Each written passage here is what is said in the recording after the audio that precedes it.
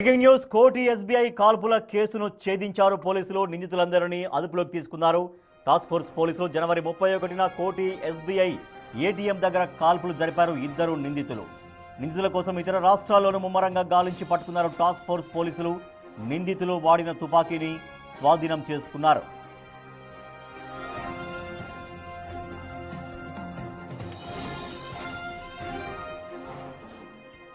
జనవరి 31న SBI కోటిలోని SBI దగ్గర ఏటీఎంలో cash deposit చేయడం కోసం డిపాజిట్ మిషన్కి వెళ్ళారు ఒక వ్యాపారిని రెక్కి నిర్వహించి ఆ వ్యాపారి పైన కాల్పులు జరిపి వ్యాపారి చేతిలో ఉన్నటువంటి 8 లక్షలతో పరారయ్యారు ఇద్దరు దుండగులు. సో అక్కడ ఆ కాల్పులు జరిపేటువంటి విజువల్స్ కూడా సీసీ కెమెరాలో చాలా స్పష్టంగా రికార్డ్ అయ్యాయి. వాళ్ళు అక్కడి నుంచి తన బైకే ఎవరైతే కస్టమర్ ఉన్నాడో, అంటే ఎవరైతే వ్యాపారి ఎస్బీఐలో క్యాష్ డిపాజిట్ మిషన్లో డబ్బులు వేయాలనుకున్నాడో తన బైక్నే తీసుకొని తనను బెదిరించి తన పైన కాల్పులు జరిపి తన బైక్ తోటే పారిపోయారు వాళ్ళిద్దరు కూడా. సీసీటీవీ కెమెరాల్లో ఆ విజువల్స్ చాలా స్పష్టంగా రికార్డ్ అయ్యాయి. ఒక చోటకి చేరిన తర్వాత వాళ్ళు బట్టలు కూడా మార్చుకున్నారు. బట్టలు మార్చుకుని అంటే వాళ్ళు ఎవరు గుర్తుపట్టొద్దు, వాళ్ళ ప్రయాణాన్ని ఎవరు గుర్తుపట్టొద్దు సీసీటీవీ కెమెరాల్లో అనుకున్నారు. బట్ అది కూడా సీసీటీవీ కెమెరాల్లో రికార్డ్ అయింది. సో దాంతో ఇతర రాష్ట్రాల్లో పోలీసులు గాలించారు, ముమ్మరంగా ఫోకస్ చేశారు. ఎందుకంటే కోటి లాంటి నిత్యం రద్దీగా ఉన్నటువంటి ప్రదేశంలో ఇంత బహిరంగంగా కాల్పులు జరిపి వెళ్ళిపోయిన వాళ్ళని ఎలాగైనా సరే పట్టుకోవాలని ఆ కేసును సవాల్గా తీసుకున్నారు. ఇద్దరు నిందితుల్ని టాస్క్ ఫోర్స్ పోలీసులు పట్టుకున్నారు. మా ప్రతినిధి సురేష్ మరింత సమాచారం ఉంది. సార్ సురేష్, ఇద్దరిని ఎక్కడ అదుపులోకి తీసుకున్నారు పోలీసులు? సో వాళ్ళ దగ్గర నుంచి డబ్బు రికవరీ చేశారా? ఏం తెలుస్తోంది వాళ్ళని పట్టుకున్నటువంటి కేసులో? అంటే 2 వారాల క్రితం కోటి ఎస్బీఐ ఏటీఎం వద్ద కాల్పులు జరిపి రషీద్ అనే వ్యక్తి దగ్గర 6 లక్షలకు పైగా నగదును దోచుకెళ్లారు ఇద్దరు దుండగులు. అయితే వీరు పాత నేరస్తులుగా పోలీసులు సీసీ ఫుటేజ్ ఆధారంగా గుర్తించడం జరిగింది.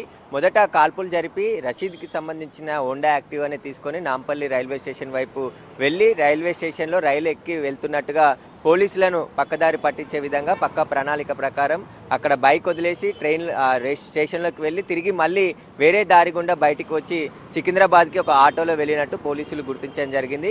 సికింద్రాబాద్ నుంచి ఉత్తరప్రదేశ్కి వెళ్ళిపోయినట్టు పోలీసులు గుర్తించారు. అయితే మొత్తం 5 టీంలను ఏర్పాటు చేసిన డీసీపీ మొత్తం టాస్క్ ఫోర్స్ పోలీసులను కూడా రంగంలోకి దింపి నిందితులు పాత నేరస్తులే యూపీ పారిపోయి ఉంటారని చెప్పేసి కూడా యూపీకి వెళ్ళి దాదాపు 2 వారాల పాటు గాలించి నిందితులు ఇద్దరిని కూడా అరెస్ట్ చేసి వారి దగ్గర ఉన్నటువంటి వెపన్తో పాటు కొంత క్యాష్ రికవరీ చేసినట్టు తెలుస్తుంది. ప్రస్తుతం వీరు పాత నేరస్తులుగా పోలీసులు చెప్తున్నారు. యూపీలో ఒక ప్రాంతానికి చెందిన నిందితులుగా చెప్తున్నారు కాబట్టి వారిని ఈరోజు అరెస్ట్ చూపించే అవకాశం ఉంటుంది. వారు ఎక్కడెక్కడ నేరాలకు పాల్పడ్డారు, ఎన్ని రోజులు హైదరాబాద్లో రిక్కి నిర్వహించి చోరీకి అంటే దోపిడీకి పాల్పడ్డారనే దానికి సంబంధించి కూడా పోలీసులు ప్రెస్ మీట్లో వివరాలు వెల్లడించే అవకాశం ఉంటుంది. కానీ పట్టపగలు ఎస్బీఐ ఏటీఎం వద్ద రషీద్పై కాల్పులు జరపడంతో అతని కాలుకు కూడా తీవ్ర గాయమైంది. ఆ తర్వాత ఆయన కింద పడిపోవడంతో అతని హోండా యాక్టివానే తీసుకొని ఇటు పారిపోవడం జరిగింది. అయితే పోలీసులు ఈ కేసుని సవాల్గా తీసుకున్నారు. మొత్తం 5 టీంలను ఏర్పాటు చేసి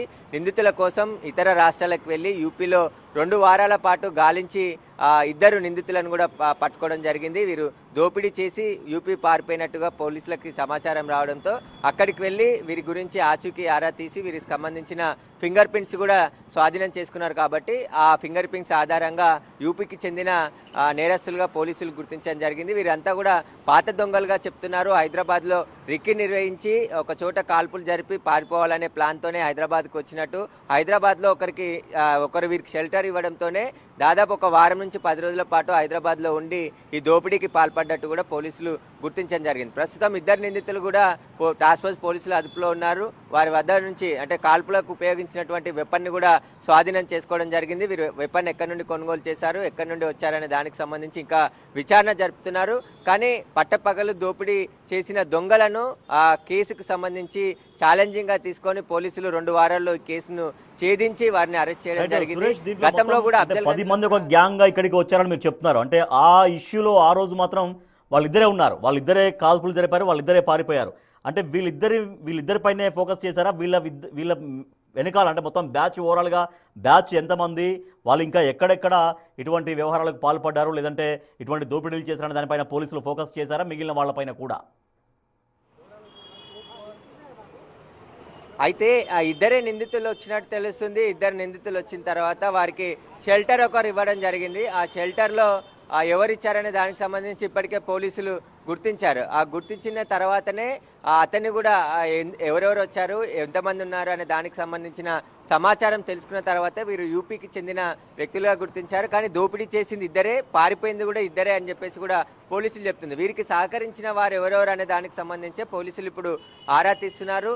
మొత్తం ఆ రషీద్ దగ్గర నుంచి ఎత్తుకెళ్లిన డబ్బులతో పాటు వాళ్ళు ఉపయోగించిన వెపన్ని కూడా స్వాధీనం చేసుకున్నారు. కాబట్టి వీరు ఈ ఒక్క నేరమే చేశారా, లేకుంటే ఇంకా హైదరాబాద్లో ఏవైనా నేరాలకు పాల్పడ్డారా, పాత కేసులలో ఎక్కడ నిందితులుగా ఉన్నారు, వాటన్నిటికి సంబంధించిన కేసులు కూడా వెరిఫై చేస్తున్నారు. కాబట్టి ప్రస్తుతం అయితే పోలీసులు కేసుకు సంబంధించి దర్యాప్తు కొనసాగుతుంది. ఈరోజు వారి నిందితులు ఇద్దరిని కూడా మీడియా ముందు హాజరుపరిస్తే అప్పుడు వివరాలన్నీ కూడా వెల్లడించే అవకాశం ఉంది. Right, thank you Suresh. జనవరి 31న కోటి ఎస్బీఐ ఏటీఎం దగ్గర ఉదయమే 7 గంటల సమయంలో అప్పుడే కాల్పులు జరిపారు.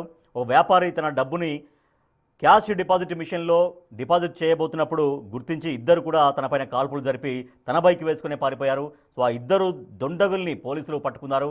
వాళ్ళ దగ్గర నుంచి తుపాకీ స్వాధీనం చేసుకున్నారు. ఇంకా దీనికి సంబంధించినటువంటి పూర్తి వివరాలు మరి కాసేపట్లో తెలిసే అవకాశం ఉంది. వాళ్ళు ఎవరెవరంటే ఇంకా వేరే నేరాలకు పాల్పడ్డారా, సో వారి వెనుక ఎవరున్నారనే దానిపైన పోలీసులు ఫోకస్ చేశారు.